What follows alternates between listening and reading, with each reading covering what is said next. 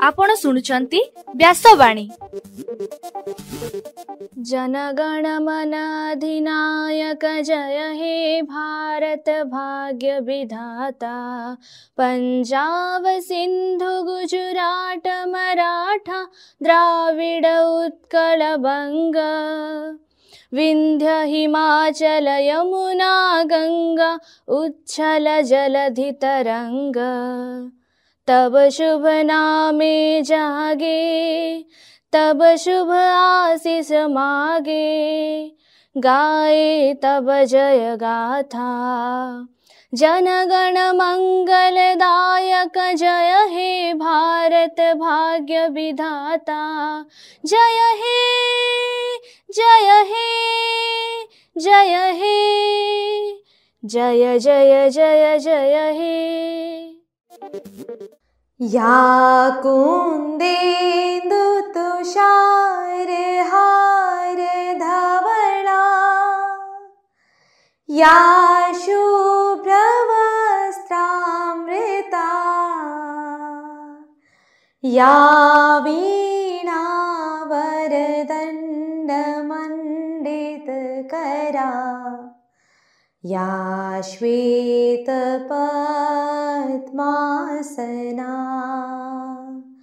या ब्रह्मा श्रुत शंकर प्रभृति देवै सदा वंदिता। सा मां पातु सरस्वती भगवती। निशेष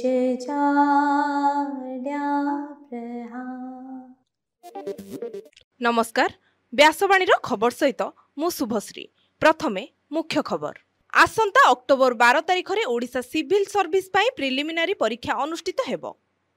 आरंभ हैला सप्तदश विधानसभार चतुर्थ अधिवेशन।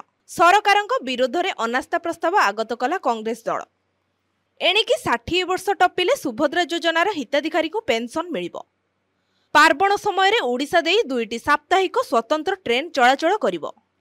टाटा स्टील को तारका नियुक्तिदाता भावे सम्मानित कले मुख्यमंत्री मोहन चरण माझी। नेपाल सरकार रे स्थिरता पाई भारत सहायता करिबो। एशिया कप क्रिकेट रे अफगानिस्तान को 6 विकेट रे हराइला श्रीलंका। एवं आसंता 26 रु 29 तारिख मध्य राज्य रे प्रबल वर्षा हेबा नै पाणीपाग विभाग पक्षरु सूचना। एबे संपूर्ण खबर। ओडिशा लोकसेवा आयोग बा यूपीएससी द्वारा आसंता अक्टोबर 12 रे ओडिशा सिविल सर्विस बा ओसीएससी रो प्रिलिमिनारी परीक्षा अनुष्ठित हेबो। एथिपाई गतकाली परीक्षा सूची प्रकाश पाइछि। राज्य रे 6 जून बालेश्वर, भुवनेश्वर, कटक, कोरापुट, संबलपुर एवं ब्रह्मपुर रो विभिन्न केन्द्र रे एही परीक्षा हेबो। आशायी माने पूर्वाह्न 10 टारू 12 जाए जेनेराल स्टडीज 1 एवं अपराह्न 1:30 मिनिट रु 3:30 मिनिट पर्यंत जेनेराल स्टडीज 2 विषय रे परीक्षा देबे। आसंता अक्टोबर 4 तारिख रु परीक्षा प्रवेश पत्र बा एडमिट कार्ड उपलब्ध कराजिबो बोली यूपीएससी द्वारा विज्ञप्ति प्रकाश पाइछि। सप्तदश विधानसभार चतुर्थ अधिवेशन गतकाली ठारू आरंभ होइछि। एही अधिवेशन आसंता 25 तारिख पर्यंत चलिबो। प्रथम दिन रे मुख्यमंत्री मोहन चरण माझी दिवंगत नेता एवं जवान मानक प्रति शोक प्रस्ताव आगत करथिले। परलोक गमन करिथिबा पूर्वतन मंत्री राजेंद्र ढोलकिया, विभूतिभूषण मर्दराज, प्रसन्न कुमार पटनायक, करेन्द्र माझी, निरंजन हेम्ब्रम, पूर्वतन कनेस्टेबल लक्ष्मण माझी वियोग रे शोक प्रस्ताव आगत होइथिला। मुख्यमंत्री एही शोक प्रस्ताव को विरोधी दलर उपनेता प्रसन्न आचार्य, कांग्रेस विधायक दलर नेता रामचंद्र काडाम प्रमुख समर्थन जणाई श्रद्धांजलि ज्ञापन करथिले। ताहा परे 2 मिनिट पाई नीरव प्रार्थना करा जायथिला। परे परे राज्य सरकारक विरोध रे कांग्रेस दल पक्षरु अनास्था प्रस्ताव आगत होइथिला। 15 जन विधायकंक दस्तखत थिबा अनास्था प्रस्ताव नोटिस को कांग्रेस विधानसभा सचिवंक जरिया बाचस्पति सुरमा पाढ़ी को प्रदान करा जायथिला। एही अनास्था प्रस्ताव को सीपीआई विधायक लक्ष्मण मुंडा मध्य समर्थन करिथिबा जणा पड़िछि। तेबे अनास्था संपर्क रे बाचस्पति किंबा तांको कार्यालय पक्षरु कोनोसी सूचना प्रदान करा जाय नाही। मधुबाबू पेंशन योजना और जातीय सामाजिक सहायता कार्यक्रम माध्यम 60 वर्षर ऊर्ध्व सुभद्रा हिताधिकारी पेंशन दियाजिबो एवं जेउ माने एही सुविधारु वंचित हेउछंती सेमानंकु निजे एथिपाई आवेदन करिबाकु पड़िबो। खबर अनुसार राज्य सरकार वयस्क भिन्नक्षम विधवा और परिवारर एकमात्र रोजगारक्षम व्यक्ति मृत्यु पर एही पेंशन व्यवस्था लागू करिसंती।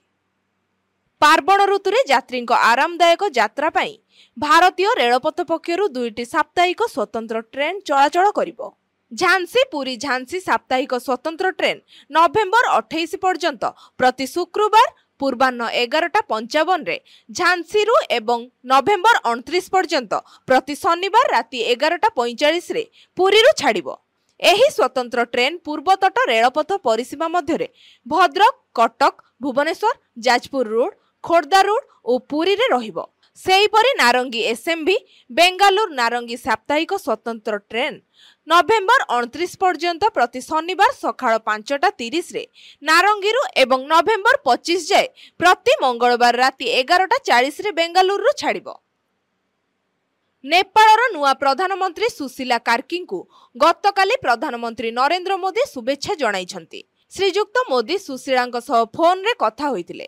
कार्की नेपाळर अंतरीण प्रधानमंत्री हेबा परे प्रथम थर पई मोदी कथा होइतिले। कथावार्ता समय मोदी कार्की को नेपाळर प्रथम महिला प्रधानमंत्री होइतिबारु तांको शुभेच्छा और शुभकामना जणाइतिले। कार्की मोदी को कहिसंती जे 2026 मार्च रे निर्वाचन करिबा तांको सरकारर प्रथम काम हेबो। आगामी दिन में नेपाल रे शांति और स्थिरता पाई भारत साहाय्य करिबो बोली श्रीजुक्त मोदी प्रतिश्रुति दैछंती। एथि सहित नेपाल राजनैतिक अस्थिरता एवं क्षयक्षति पाई प्रधानमंत्री श्रीजुक्त मोदी तांको एक्स वार्ता माध्यम दुख प्रकाश करिसंती। एशिया कप क्रिकेट प्रतियोगिता रे गतकाली श्रीलंका 6 विकेट रे अफगानिस्तान को हराइछि। टॉस जीति प्रथमे बैटिंग करी अफगानिस्तान 20 ओवर रे 169 रन करि परिथिला। परवर्ती पर्यायर श्रीलंका 170 रन विजय को लक्ष्य करी 20 ओवर रे 171 रन करी विजय हासिल करिनेला। आजिर मैच रे भारत और ओमान मध्य मुकाबिला हेबो। एबे पाणीपाग खबर। आसंता 26 तारिख रे आउ एक लघुचाप सृष्टि हेबा नै पाणीपाग विभाग पक्षरु सूचना दिया जायछि। एहार प्रभाव आसंता 29 तारिख जाय रहिबो। एहा सह विभिन्न मॉडल विश्लेषण आकलन अनुसार आसंता 23 तारिख रे मध्ये एक लघुचाप सृष्टि हेबार संभावना रहिछि। 26 तारिख बेलको उत्तर पूर्व बंगोपसागर रे आउ एक लघुचाप सृष्टि हेबो। एहा 27 तारिख रे घनीभूत होई उत्तर पश्चिम बंगोपसागर रे अवपातर रूप नेबो एवं उपकूल देई स्थल भाग को प्रवेश करिवो। एबे आसंतु सुनिबा आजिर स्वास्थ्यवाणी। चलित वर्ष अगस्ट एवं सेप्टेम्बर मासरे राज्य सरकारक पक्षरु मलेरिया एवं डेंगू सचेतनता अभियान जारी रहिछि। एही क्रम रे आजिर स्वास्थ्यवाणी रे प्रचार करूछु डेंगू ज्वरर लक्षण एवं निराकरण संपर्क रे। डेंगू ज्वर एक भूताणु जनित रोग। डेंगू ज्वरर मुख्य बाहक हेउछि एडिस मशा। एडिस मशा को सहजरे चिन्हि हुए। एही मशा देखिबाकू कला एवं एही मशार देहरे गड़रे एवं पिठीरे धला धला गार पड़ी थाए। एही मशा को बाघुआ मशा बोली मध्य कुहा जाए।